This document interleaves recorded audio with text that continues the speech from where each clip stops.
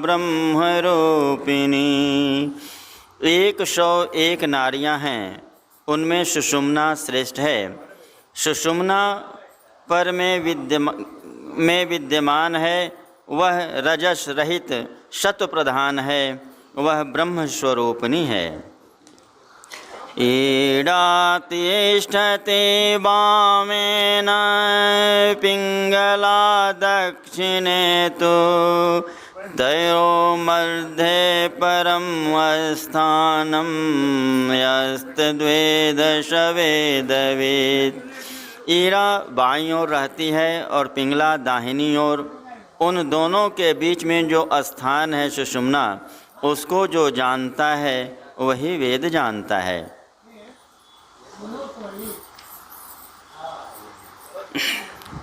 सत्संग योग भाग 2, संत गुरु नानक साहब की वाणी। जो गुण खिंथा जोगन दंडे, जो गुण भस्म चराये जो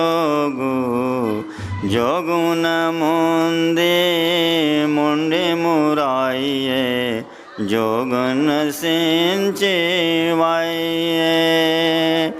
अंजन माहि निरंजन रहिए, जुग जुगतिव पाइये गली जो गुण होई। एक दृष्टि करि सम सरि जाने, जोग कहिए सोई। जोगन बाहर मरे मसानी, जोगन तारे लाइए।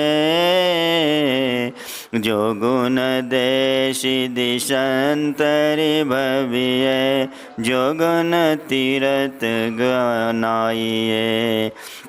अंजन माहि निरंजन रहिए, जोग जुगतिव पाइये।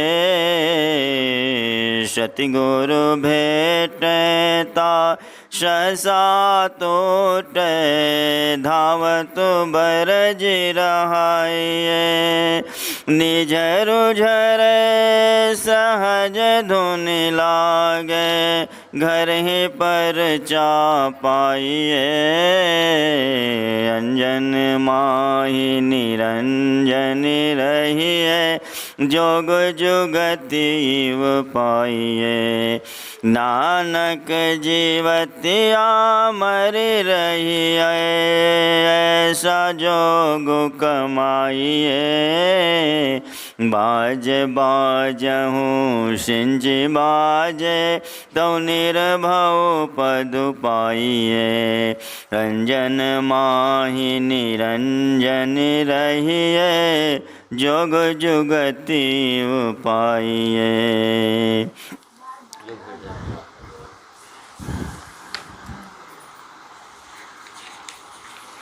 सत्संग योग भाग 4, परम आराध्य देव की वाणी।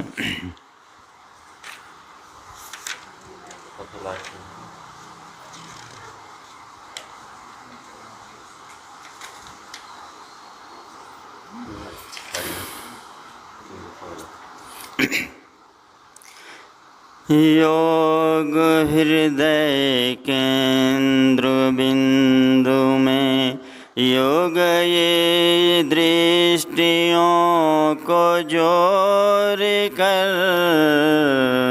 योग हृदय केंद्र बिंदु में, योग दृष्टियों को जोड़ कर। मन मानसों को मोर सब आशा निराशा छोड़ कर।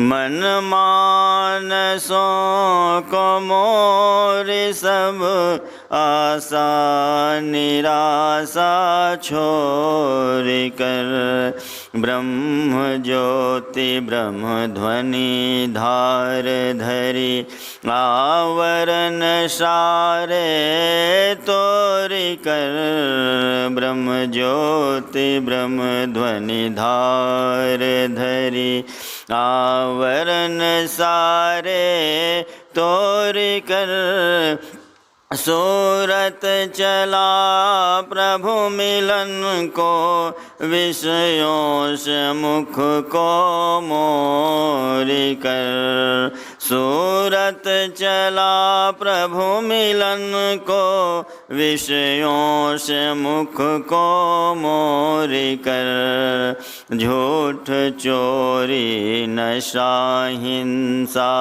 और जारी छोड़ कर, झूठ चोरी नशा हिंसा और जारी छोड़ कर, गुरु ध्यान यरु सत्संग सेवन में स्वमति को जोड़ कर, गुरु ध्यान यरु सत्संग सेवन में स्वमति को जोड़ कर, जीवन बिताओ स्वावलंबी, भरम भारे फोड़ कर, जीवन बिताओ स्वावलंबी, भरम भारे फोड़ कर, संतों की आज्ञा है ये में ही,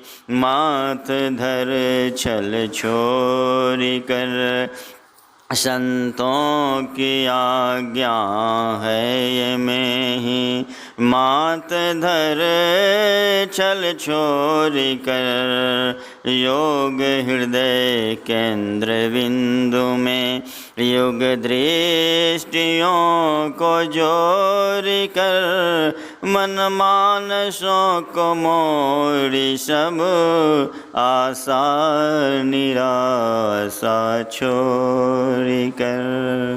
श्री सद्गुरु महाराज की जय। इस समय बहुत हो गया।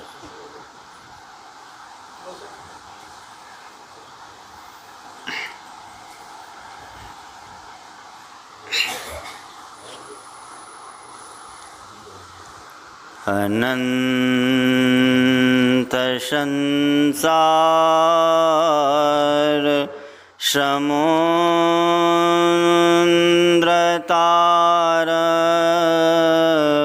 नौकायिताभ्याम स्थिर भक्तिदाभ्याम,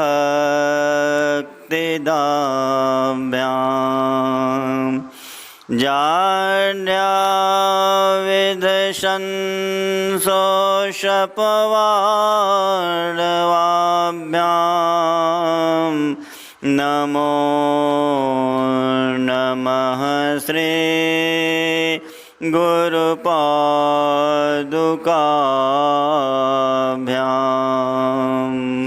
नमो नमः श्री गुरुपादुकाभ्याम।